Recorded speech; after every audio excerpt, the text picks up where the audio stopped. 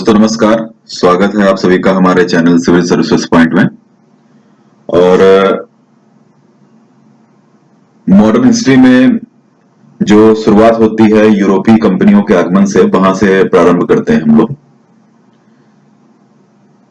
पहले तो ये समझ लेते हैं कि भारत इन यूरोपीय कंपनियों को आने की आवश्यकता क्यों पड़ी। दरअसल हुआ उस समय ये कुछ ये था कि उधर अरब का मार्ग जो था व्यापार का वो बाध्य हो गया था, जिसके कारण से यूरोप के लिए कच्चे मसाले या कपड़े वगैरह का रॉ मटेरियल का व्यापार हो नहीं पा रहा था, जिसके कारण से पुर्तगाल और स्पेन के शासकों ने अपने यहाँ की नेवी को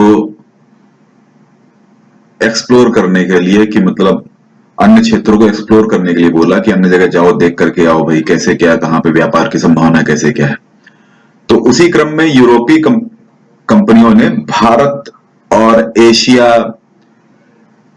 की तरफ जो है आगमन किया। इस संबंध में सबसे पहला जो क्वेश्चन एग्जाम के पॉइंट ऑफ व्यू से इंपॉर्टेंट है उसको देख लेते हैं। क्रम अक्सर पूछ लिया जाता है कि यूरोपीय कंपनियों के भारत आगमन का क्रम क्या है, तो उसको आप याद कर लीजिए, PDEDF। इसको आप जहां 3-4 बार रिपीट करेंगे आपको अपने आप जो है याद हो जाएगा। इसको बस आपको रिपीट करना है, कई बार रिपीट करेंगे अपने आप याद हो जाएगा। PDEDF, PDP का मतलब पुर्तगाल, डी का यहाँ पे मतलब कंफ्यूज नहीं होना है आप लोग को। पहला डच है, उसके बाद फिर डेन है। जो लास्ट वाला सेकंड लास्ट वाला डी है वो है डेन, और सेकंड वाला जो है वो है डच, है ना। तो PDEDF, P से पुर्तगाल, D से डच, E से अंग्रेज, D से डेन और F से फ्रांसीसी। और इनकी कंपनी की स्थापना का क्रम है, इसको तो और भी अच्छे से देख लीजिएगा। इन दोनों में अक्सर कंफ्यूजन क्या एग्जामिनर इसलिए पूछता ही है जानबूझ करके, क्योंकि थोड़ा सा डिफरेंस है इसमें। तो डच कंपनी की स्थापना जो है वो अंग्रेजों के बाद में हुई थी, लेकिन हमको लगता है कुछ ज्यादा उत्सुक होंगे तो लोग पहले ही चले आए थे। ठीक है, तो ये हो जाएगा, आने का क्रम था PDEDF और कंपनी की स्थापना का क्रम था PEDDF। अब शुरुआत करते हैं पुर्तगाल। सबसे पहले पुर्तगाली आए थे भारत में।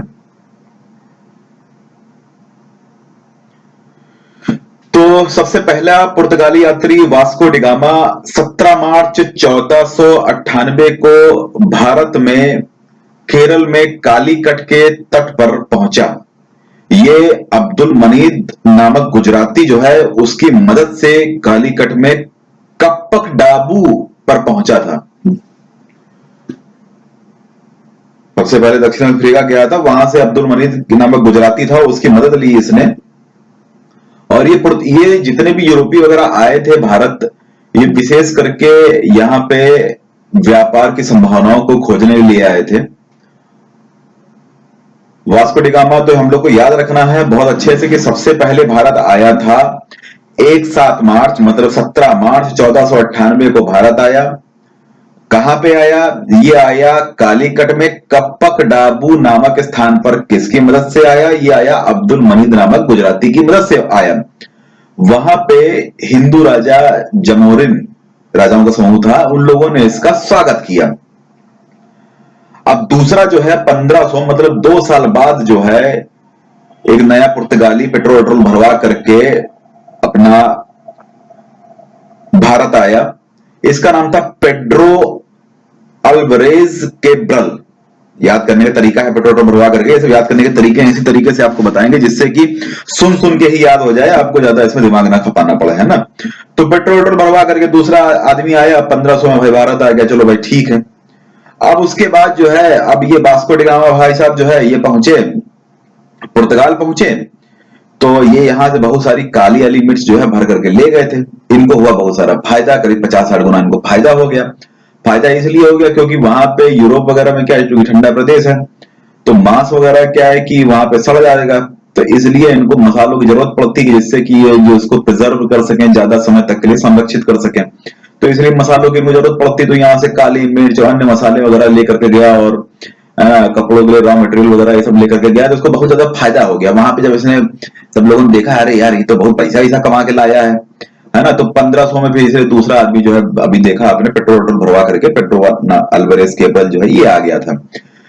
तो 4 साल बाद जो है भाई साहब हमारे वास्को डिगामा जो है फिर से ये आ गए लालच के चक्कर में कि चलो भाई दोबारा जाते हैं। तो 1502 में वास्को डिगामा पुनः आया, है ना। तो अब ये ध्यान रखिएगा कि जो कि छोटे मोटे जो एग्जाम है उसमें तो अक्सर ये क्वेश्चन पूछ लिया जाता है कि चलो भाई वास्को डिगामा कब आया, तो अमूमन आदमी याद रखता है चलो भाई 1498 में आया।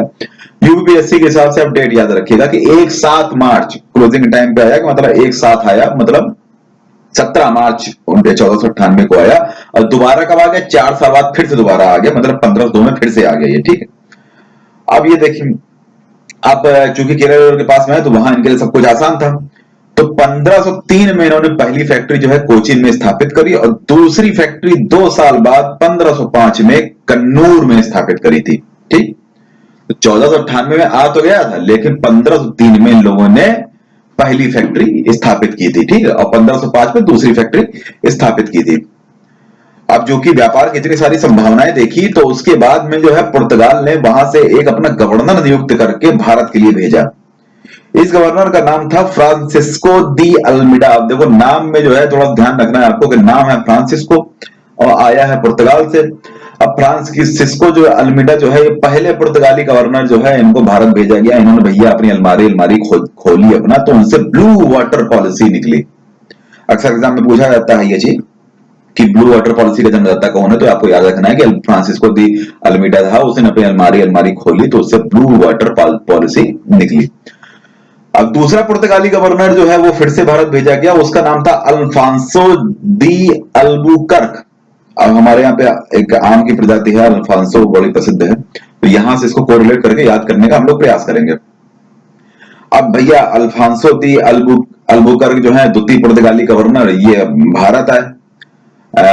इन्हीं को पुर्तगाली साम्राज्य का भारत में पुर्तगाली साम्राज्य का वास्तविक संस्थापक माना जाता है। अब इनको आम जो है बहुत पसंद आ गया, तो उन्होंने क्या किया जाए, पर इनको लगा परमानेंट तो यार मतलब खाएंगे हम तो मजा आएगा हमको। तो उन्होंने कहा कि ऐसा है भैया हम लोग जो है पुर्तगाली साम्राज्य के यहाँ पे स्थापना ही कर लेते हैं, चलो भैया ठीक है। तो इसीलिए इनका नाम जो है अल्फांसो दी अल्बुकर्क पड़ गया। ये कहानी मात्र है, इसको सीरियस नहीं लेना आप लोग को, है ना, कि मतलब सीरियस ले लो कि अरे यार ये क्या पढ़ा रहे हैं, सर चुतिया उतिया। तो इसको ऐसे कहानी मात्र के तरीके से लेना है, जिससे याद करने में थोड़ा सा आसानी हो जाए, है ना। तो इनको वास्तविक संस्थापक है ये। और उसके बाद इन्होंने अपने पुर्तगालियों से कहा कि ऐसा है तुम लोग जो है भारतीय स्त्रियों से जो है विवाह करो, तो थोड़ा सा यहाँ पे जो है अपना, है ना, सिस्टम थोड़ा सेट बैठे। तो उन्होंने कहा ये भी अनुमति दी कि ऐसा भारतीय स्त्रियों से विवाह करो। अब इन्होंने देखा यहाँ पे सती प्रथा थी, तो इनको बड़ा खराब लगा कि भाई ये तो गलत चीज है, तो इन्होंने सती प्रथा भी मतलब जो है प्रतिबंधित कर दी और गोवा को जीत लिया। अब उसके बाद फिर आए नीनो दी कुन्हा। अब ये कुन्हा जो है, नीनो दी कुन्हा जो है, इन्होंने अपना कोने में इन्होंने देखा भैया गोवा जो है ये बिल्कुल सटीका चीज लग रही है, तो उन्होंने कोने में गए अपना गोवा को राजधानी स्थापित कर लिया, राजधानी बना ली पुर्तगालियों की। तो याद रखिएगा कि कोई पूछता है अगर एग्जाम में कि गोवा को राजधानी किस पुर्तगाल ने बनाया, तो आपको याद रखना है कि कोने में ले जाने वाला आदमी जो था, मतलब कोने में जो जगह जिसने देखी थी नीनो दी कुन्हा, उसने अपना राजधानी बनाया था, ठीक है। अब देखते हैं फिर से 1542 में पुर्तगाल से जो है एक आया सेंट जेवियर। ये अकबर के काल में जो है ये यहां पे आया। अब इनको ये डाउट हो गया, इनको लगा कि अकबर जो है ये, इन्होंने अपनी पुस्तक में भी कहा कि अकबर जो है वो ईसाई धर्म से बहुत प्रभावित था और अपने आप को ईसाई धर्म में परिवर्तित करना चाहता था। तो आपको याद रखना है कि सेंट जेवियर जो है ये अपना चले आए यहाँ पे और अकबर के काल में आए थे और अकबर के दरबार में गए। अकबर इनकी कुछ बातें सुन ली होगी। अकबर का चूंकि क्या है, वो सारे धर्मों को सुनता था, वो हिंदू धर्म को भी सुनता था, है ना, जैनियों को भी सुनेगा, बौद्धों को भी सुनेगा, और उसके अलावा मान लो ईसाई आ गए तो उनको भी सुन लेगा, है ना। मुस्लिमों को तो मान लो था ही, तो उनको तो बढ़िया से अध्ययन करता ही था। तो अब इनको लगा कि ऐसा है कि हमारी बात सुन रहा है, तो लग रहा हमसे प्रभावित हो गया है और लग रहा है ये कन्वर्ट करना चाह रहा है। इनको ये नहीं पता था कि अरे यार तुम क्या लल्लू आदमी हो तुम। चलो कुल मिला के ये जो है भैया आए, तो इसको आपको याद रखना है कि वहां पूछा जाता है कि जैसे मान लो यही पूछ लिया जाएगा कौन सा पुर्तगाली सेंट था, मतलब वो था जो भारत मतलब आया, पुर्तगाली पादरी आया भारत, तो आपको याद रखना है सेंट जेवियर आए थे, है ना।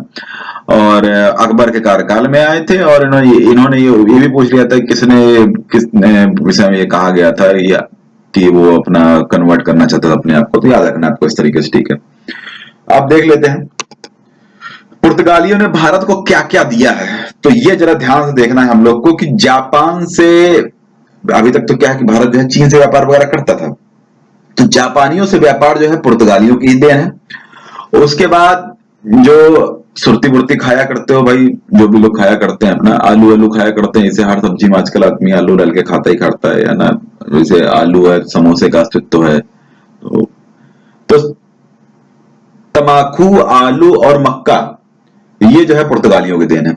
उसी तरीके से प्रिंटिंग प्रेस जो है ये पुर्तगालियों की देन है, बहुत महत्वपूर्ण है, बहुत ज्यादा एग्जाम में पूछा जाता है। ये प्रिंटिंग प्रेस जो है किसकी देन है, तो ये पुर्तगालियों की देन है। अब जरा एक देख लेते हैं, ये अभी शुरुआत में आया था, हमने जानबूझ करके एक्सप्लेन नहीं किया, हमने कहा बाद में बता देंगे, थोड़ा सा पहले पढ़ तो लो।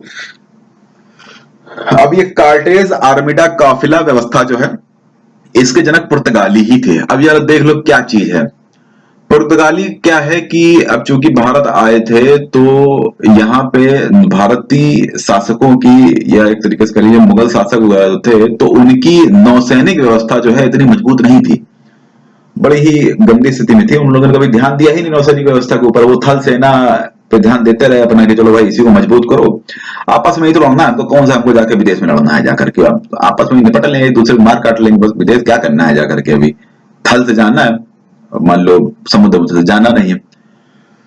अब यूरोप के पास क्या जरा सा क्षेत्र, बाकी उनको समुद्र, तो उनको समुद्र तो एक्सप्लोर करना ही था, तो उनकी नौसेना जो है बहुत मजबूत थी। भारत आए जब यहाँ पे तो उन्होंने जो है अपनी नौसेना के दम पर मुगल शासकों को भी मजबूर कर दिया इनको पैसा वगैरह देने के लिए, या इनको कर वगैरह कुछ इस तरीके से देने के लिए। बाद में मजबूर कर दिया था जब फैक्ट्री स्थापित कर ली थी बाद में।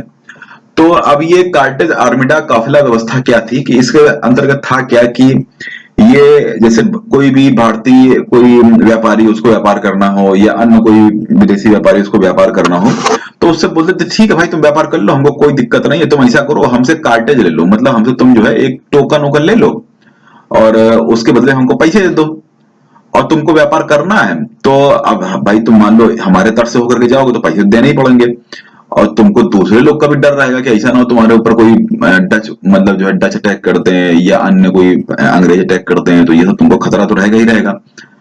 तो ऐसा करो तुम साथ में अपना काफिला भेजेंगे हम, तो तुमको यहाँ सुरक्षित मतलब थोड़ी दूर तक सुरक्षित छोड़ के आएंगे जहां तुम अपना व्यापार कर सको, और उसके अलावा जो है तुम यहाँ पे आओगे तुम्हारे साथ अपना हम वो भी ले जाएंगे काफिला, मतलब पूरा तुम्हारे जहाज को हम सुरक्षित यहाँ पे लेके भी जाएंगे। तो ये थी इनकी कार्टेज आर्मिडा और काफिला व्यवस्था, ठीक है। तो ये हो गया पुर्तगालियों का। एक बार फिर से देख लेते हैं, महत्वपूर्ण चीजें ये सब कुछ है। तो आपको याद रखना है कि वास्को डी गामा पहले कब आया, दूसरी बार कब आया, किससे सामना हुआ, किसकी मदद से आया, कहां पर आया, दूसरा पुर्तगाली यात्री कौन था, दोबारा वास्को डी गामा कब आया, पहली फैक्ट्री इन्होंने कहां स्थापित करी, दूसरी फैक्ट्री भी याद कर लेना भैया, कन्नूर में स्थापित करी थी, और पहला पुर्तगाली गवर्नर कौन था, ब्लू वाटर पॉलिसी का जनक कौन था, और उसके बाद जो है दूसरा पुर्तगाली गवर्नर कौन था, वास्तविक संस्थापक कौन था, और सती प्रथा को किसने प्रतिबंधित किया था, कौन से पुर्तगाली सती प्रथा को प्रतिबंधित कर दिया था, गोवा का राजधानी किसने बनाया था, और ये अकबर के काल में कौन आया था, है ना। प्रिंटिंग प्रेस किसकी देन है, ये सब चीजें आपको याद रखनी है अच्छे तरीके से, ठीक है। अब आगे बढ़ते हैं हम लोग डचों की तरफ बढ़ते हैं, ठीक है। डच, इसको थोड़ा सा डर जो है इसके नाम से हम लोग याद करने की कोशिश करेंगे, तो इससे थोड़ा सा आपको लोग समझा देंगे तो याद करने में आसानी होगी, ठीक है। डच है, डर है, ऐसे याद रखना है आप लोग को। अब देखते हैं कार्नेलियस हाउटमैन जो है पहला डच यात्री था, ये भारत आया। अब ये जो है थोड़ा सा व्हाइट था, तो हाउटमैन मतलब व्हाइट टाइप का आदमी था, तो लोगों को लगा भूत होता, तो लोग डर गए, है ना। तो ये बाद में उनको पता लगा तो डर नहीं है, तो डच है। तो कार्नेलियस हाउटमैन जो है पहला डच वाला यात्री था जो भारत आया था। अब डर गए तो उन्होंने कहा कि ऐसा डर है तो भैया हम अपने डर का दोहन तो करेंगे, मतलब भया दोहन तो हम करेंगे। तो उन्होंने पहली फैक्ट्री जो है वसूली, उन्होंने कहा कहां से करे, तो उन्होंने कहा पहली फैक्ट्री जो है मसूलीपट्टनम में स्थापित करते हैं। तो याद रखना कि आपको पहली फैक्ट्री डचों ने कहां स्थापित करी थी, मसूलीपट्टनम में स्थापित करी थी, और यहीं पे इन्होंने अपने पैगोडा सिक्के चलाए थे। बंगाल में इन्होंने पहली फैक्ट्री स्थापित करी थी पीपली में, चिंसुरा में भी इन्होंने अपनी फैक्ट्री स्थापित करी थी। चिंसुरा जो है डचों का एक प्रमुख केंद्र रहा है, ये याद रखना है आपको, एग्जाम में पूछा जाता है कि चिंसुरा किसका प्रमुख केंद्र रहा है, या डचों का प्रमुख केंद्र क्या रहा है, तो चिंसुरा रहा है। ठीक है, यहाँ पे उन्होंने गुस्तावुस फोर्ट की स्थापना की थी। चिंसुरा में कोई सुन रहा नहीं था, तो उन्होंने कहा नहीं सुन रहा तुम्हारे भैया गुस्ताखी, तुम आप हम करेंगे नहीं, तो उन्होंने जो है वहां पे गुस्तावुस फोर्ट की स्थापना कर दी थी। ठीक है, तो नहीं सुन रहे थे तो इसे मतलब सब लोग अनसुना कर दे रहे थे, चिंसुरा की कोई सुन ही नहीं रहा था, तो उन्होंने गुस्तावुस फोर्ट की वहां पे स्थापना कर दी थी। डचों ने जो है मसालों से कहीं ज्यादा कपड़ों का निर्यात किया था। आप देखिए फिर से आगे एक फैक्ट हो रहा है, देखो डर के नाम से आपको ये सब चीजें याद हो जाएंगी। ठीक है ना, हम इसलिए बता रहे हैं आपको, डर हमने जो इसीलिए वहां से कोरिलेट किया तो याद हो जाएगा आपको। आप देखो भैया 1759 में 1759 में वेदारा का युद्ध हुआ है ना, तो इसको वेडरा मतलब डरा कौन, डच लोग डर गए थे। ठीक है, आपकी बात डची लोग, अंग्रेज लोग मतलब जो है उनसे डच से डर गए थे, तो उन्होंने युद्ध कर लिया। कैसा भैया युद्ध करते हैं, 1759 में वेदारा का युद्ध हुआ, और ये हुआ अंग्रेजों और डच के बीच में, और डच इसमें पराजित हुए, और डचों का यहां से भारत में लगभग अंत हो गया। ठीक है, बाकी जो संपत्ति मत्ती थी उनको बेच दिया, भैया ले लो तुम, हम जा रहे हैं अपना यहाँ से, ऐसे करके इनका लगभग अंत हो गया। अब उसके बाद देखते हैं, नेक्स्ट आते हैं अंग्रेज पे, है ना, सबसे बदमाश आदमियों पे। तो शुरुआत कहां से इनकी हुई कंपनी की, यहां से देखते हैं हम लोग। 1599 में ब्रिटेन के कुछ व्यापारियों ने, जिसमें गवर्नर लेवल का आदमी भी था, उसने मिल करके एक कंपनी की स्थापना की, जिसका कंपनी का नाम रखा गया बड़ा लंबा चौड़ा, governor and company of merchants of London trading into the east Indies. Governor and company of merchants of London trading into the east Indies, है ना, ये इन्होंने स्थापित की भैया 1599 में। ये लोग अपना महारानी एलिजाबेथ के पास में गए, और इन्होंने कहा, महारानी एलिजाबेथ ने कहा कि ऐसा है कि तुमको जो है 15 वर्ष के लिए हम अनुमति दे देते हैं, तो अपना व्यापार पर करो। तो 31 दिसंबर 1600 को एलिजाबेथ ने इनको 15 वर्ष के लिए व्यापार की अनुमति दे दी। अब एलिजाबेथ गई, उसके बाद में आए चार्ल्स प्रथम से इन लोगों ने कुछ सेटिंग एटिंग बनाई, तो 1609 में इन्होंने चार्ल्स प्रथम से अपनी कंपनी के लिए परमानेंट व्यापार की अनुमति प्राप्त कर ली। अच्छा, चूंकि एक व्यापारिक कंपनी थी ये, कोई मतलब जो है वहां के व्यापारियों ने ही स्थापित करी थी, कोई लेना ऐसा तो था नहीं कुछ कि इनको वहां के शासकों ने या राजाओं ने स्थापित किया, तो उनको कोई विशेष कोई होने तो और लोग को कंपनी स्थापित करनी, तो उन लोगों ने भी स्थापित कर ली। तो जैसा कि हमने आपको बताया कि भाई 1600 में एक तरीके से इनकी कंपनी की 1599 या 1600 मान लीजिए, है ना, 1600 में इनकी कंपनी की स्थापना हुई। इसी तरीके से बाद में जब इन्होंने देखा कि भैया बड़ा प्रॉफिट हो रहा है, तो लंदन के कुछ और व्यापारी भी थे, तो उन्होंने 1688 में एक कंपनी की स्थापना करी, जिसका नाम था न्यू कंपनी। इसी तरीके से 1698 में जनरल सोसाइटी, और 1698 में English company trading in the east, इसकी भी स्थापना की गई। ये सब जो है ईस्ट इंडीज के मतलब जो है भारत और एशिया के क्षेत्र में व्यापार करने के से ही उद्देश्य से ही स्थापना की गई थी इन सबकी। English company trading in the east, जो कि 1698 में स्थापित है, उसने एक विलियम नॉरिस को औरंगजेब के दरबार में भेजा था। किसके दरबार में आया था? औरंगजेब के दरबार में। इसको लगा कि औरंगजेब कट्टरपंथी आदमी है, नॉरिस से समझ नहीं पाएगा कि हम अंग्रेज हैं कि मुसलमान हैं, तो इसने विलियम नॉरिस को जो है 1698 में औरंगजेब के दरबार में भेजा था। अब ये चूंकि यहाँ पे व्यापार के लिए गई, अब आपस में यही कंपनी है कि व्यापारी आपस में लड़े मरे जा रहे थे कि अरे नहीं नहीं हमको तो यहाँ करना, हमको तो ये करना, वो करना, तो आपस में लड़ मर रहे थे। कुल मिला के कोई विशेष कोई किसी को फायदा नहीं हो रहा था। ये लोग क्या समझदार टाइप के लोग होते हैं, ऐसा नहीं होता है यार अपने अहम पे ले लिया, चलो लड़ रहे हैं, बिल्कुल लड़ मर जाएंगे, लेकिन सारे लोग चाहे बर्बाद हो जाए लेकिन लड़ेंगे मरेंगे जरूर, ऐसा कुछ नहीं है ना। 1708 में इन सबको मर्ज कर दिया गया और एक कंपनी की स्थापना की गई, जिसका नाम था the United company of merchants of London trading into the east Indies. The governor वाला हट गया, यहाँ पे होगा तो United company of merchants of London trading into the east Indies. 1833 के चार्टर एक्ट से इसका नाम जो है ईस्ट इंडिया कंपनी किया गया है। ठीक है, तो ये तो हो गया कंपनी की स्थापना, उसके पृष्ठभूमि वगैरह कैसे क्या थी। अब आगे बढ़ते हैं भाई हम लोग। तो 1608 में कैप्टन हॉकिंस जो है सूरत पहुंचा, हेक्टर नामक जहाज की मदद से पहुंचा था। हॉकिंस का जानते हैं आप लोग, कुकर उकर आता है, ठीक है। तो कुकर सी सूरत का आदमी कैप्टन हॉकिंस हेक्टर नामक जहाज से 1608 में सूरत पहुंचा। वो जहांगीर के दरबार में पहुंचा, चार्ल्स प्रथम का पत्र लेकर पहुंचा, और वो पत्र था अकबर के नाम पे। मतलब वहां जब चला तो बेचारा अकबर का नाम लेके, अकबर का पत्र मतलब ये बताया गया, तो वही अकबर शासन कर रहा है, तो अकबर का के नाम का पत्र लेकर के पहुंचा।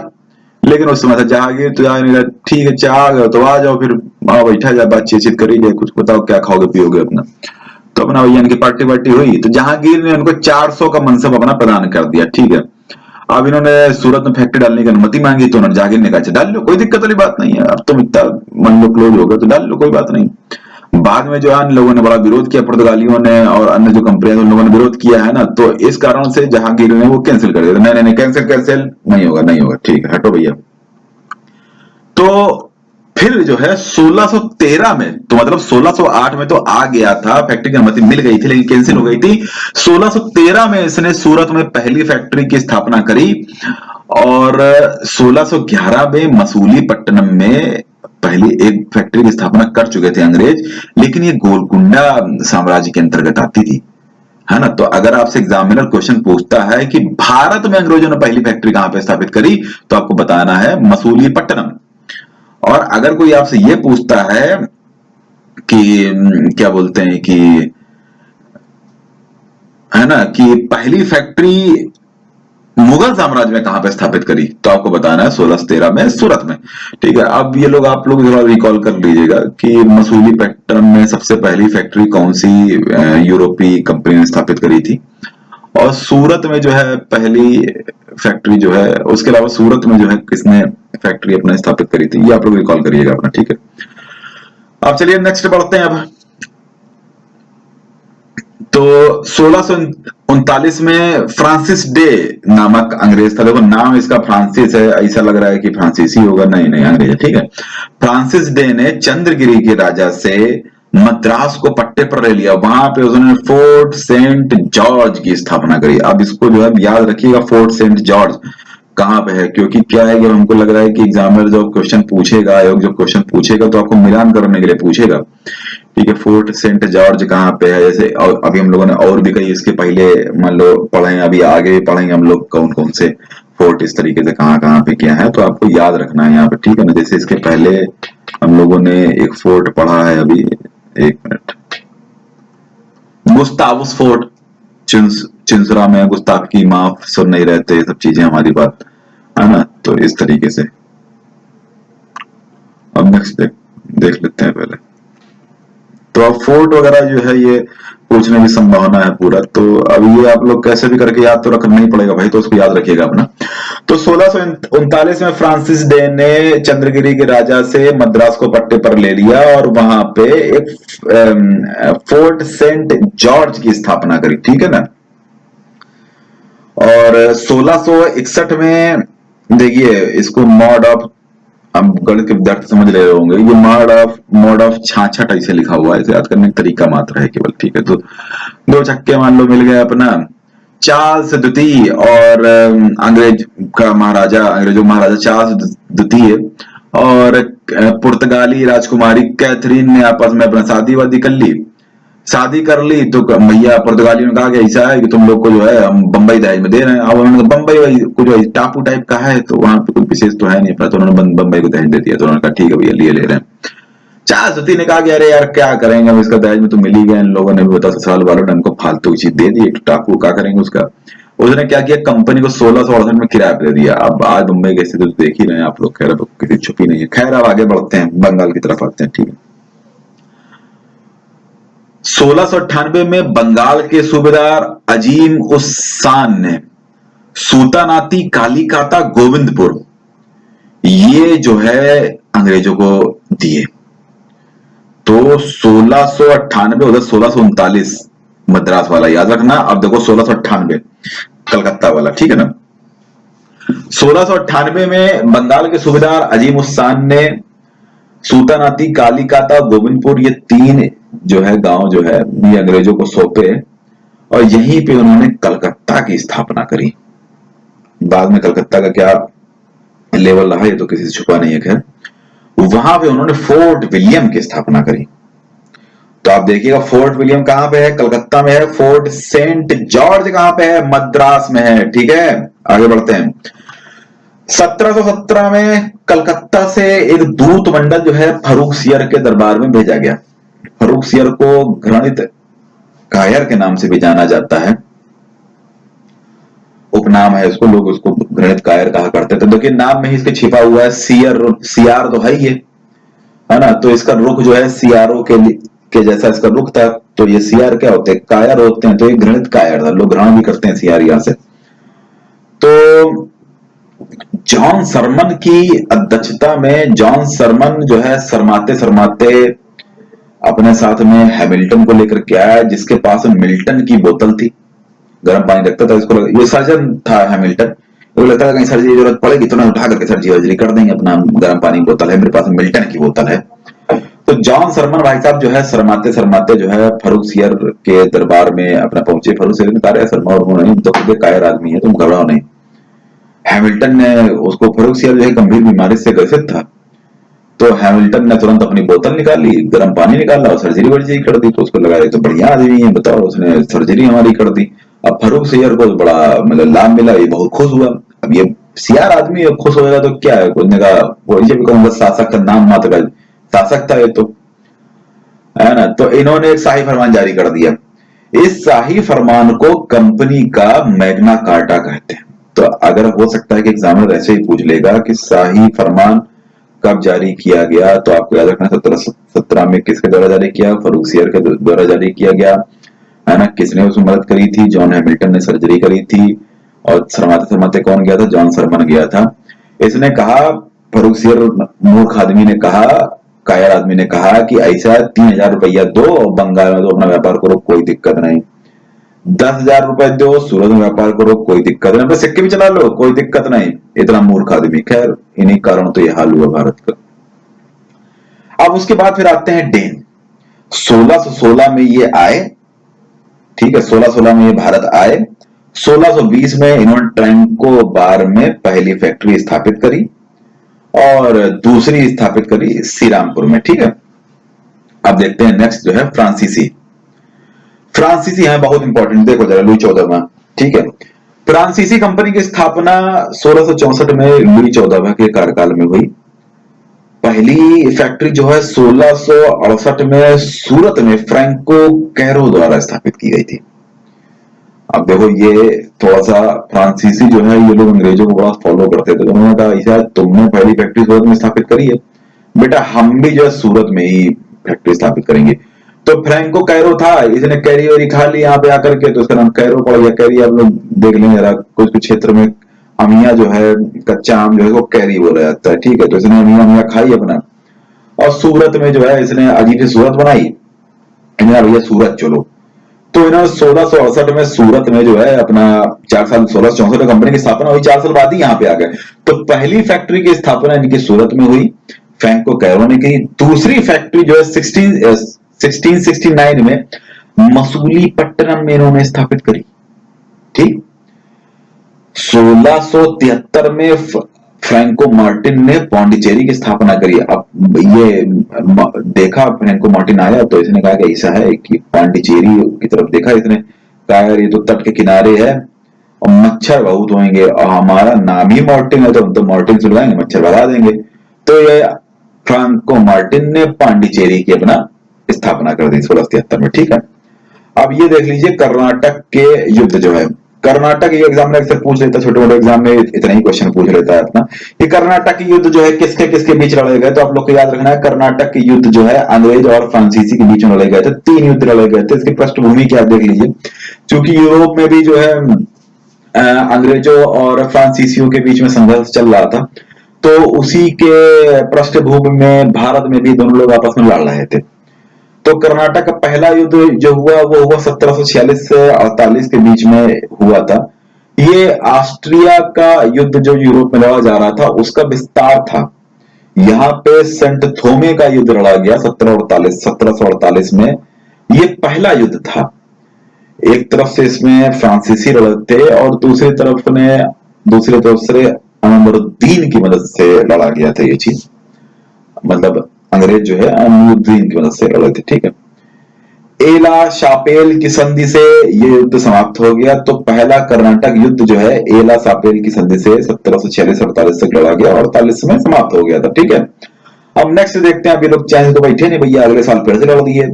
अब 49 से 54 में ये लोग कर्नाटक का दूसरा युद्ध हुआ। अब की बार जो युद्ध हुआ वो हुआ क्या बोलते हैं, अंबूर का युद्ध हुआ, है ना, 1749 में। और फाइनली अब कुछ विशेष तो कुछ होना नहीं था। बाद में फिर से वहां पे संधि हो गई, तो उन्होंने भी संधि कर ली, पांडिचेरी की संधि हो गई 1755 में हो गई, है ना। तो ये आप याद रखिए, पहले हुई एला सापेल की संधि, उसके बाद हुई पांडिचेरी की संधि। अब नेक्स्ट देखो भाई, 1756 से 63 में सप्तवर्षीय युद्ध लड़ा गया तीनों के बीच में। कर्नाटक का तृतीय युद्ध जो है सप्तवर्षीय युद्ध था। ये 56 से 63 के मध्य लड़ा गया था। 1760 में वांडीवास का युद्ध हुआ। आयरकूट ने, अंग्रेजों की तरफ से आयरकूट आया और काउंट लाली आया फ्रांसीसियों की तरफ से। आयरकूट ने काउंट लाली को धर के कूटा, और इतना कूटा कि उन्होंने काउंट ही नहीं किया कि कितनी बार इनको पढ़ रहे हैं। बाद में देखा तो लाल हो गया तो बहुत ज्यादा। तो उन्होंने कुल मिला के पूरी तरीके से आयरकूट ने, मतलब अंग्रेजों ने मतलब इनको वॉश कर दिया पूरी तरीके से वांडी वॉश के युद्ध में, और फ्रांसीसियों को पूरी तरीके से वॉश कर दिया। यहां से फ्रांसीसी लगभग सिमट के भारत में रह गया और लगभग समाप्त हो गया भारत के। अब आगे कोई विशेष रोल इनका नहीं रहा। और एक पेरिस की संधि करी 1763 में। तो आपको याद रखना है कि कर्नाटक के 3 युद्ध जो हुए हैं, प्रथम द्वितीय तृतीय, पहले हुई एला सापेल की संधि, दूसरी हुई पांडिचेरी की, तीसरी हुई 1763 की पेरिस की संधि, ठीक है ना। तो सप्तवर्षीय युद्ध का संबंध किससे है, तो आपको बताना है सप्तवर्षीय युद्ध का संबंध जो है कर्नाटक के युद्ध से है। कर्नाटक का युद्ध किससे है, अंग्रेज और फ्रांसीसियों से है, ठीक है। तो ठीक है, अब ये खत्म हो गया। अब नेक्स्ट वीडियो बनाएंगे फिर से, है ना। तो वीडियो अच्छा लगा हो तो कृपया करके लाइक, चैनल को सब्सक्राइब कर लें, और दोस्तों से या अपने मित्रों से शेयर भी कर लें अगर अच्छा लग रहा हो, ठीक है। धन्यवाद।